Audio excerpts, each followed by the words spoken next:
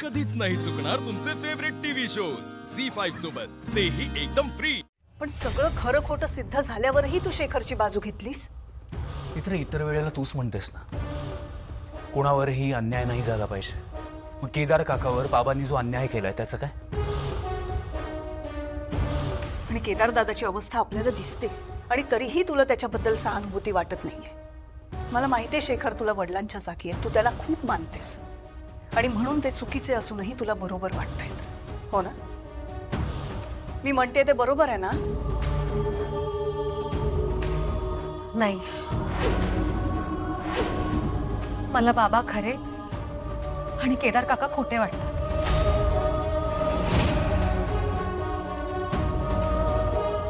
काही दिवसांपूर्वी ईशाला संकेत आला होता की कोणीतरी मैथिली मावशींवर हल्ला करणार आहे।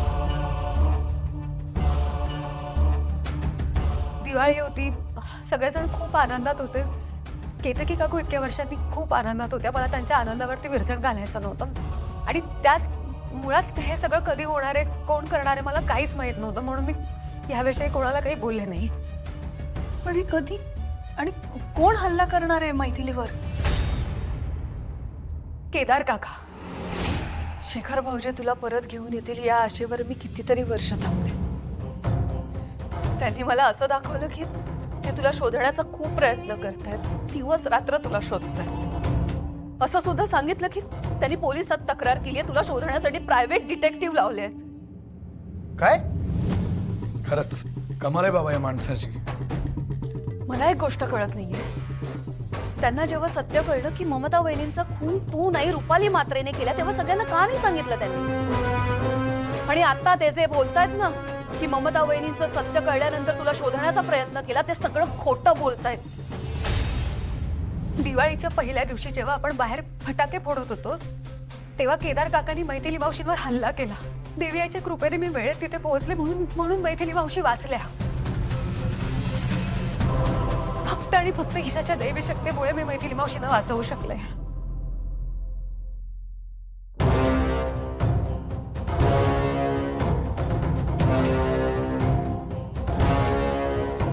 काय करताय तुम्ही? कोणाला फोन लावताय?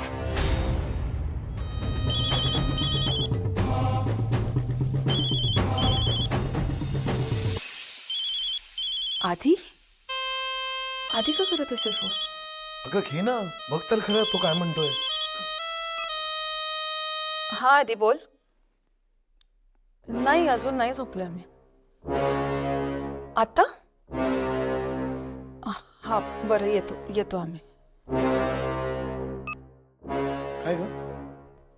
आधीने आत्ताच्या आत्ता त्याच्या बेडरूम मध्ये बोलवले आपल्या दोघांना। आत्ता यावेळी? कशासाठी? माहित नाही, तो म्हणाला की लवकरात लवकर या। खरं तर मला कळत नाहीये मी कसं बोलावं, पण मला एक गोष्ट कन्फर्म करायची आहे म्हणून तुला विचारतोय। तू काल खरंच मैथिली मावशींना मारण्याचा प्रयत्न केलास, त्यांच्यावर हल्ला केलास तू काल?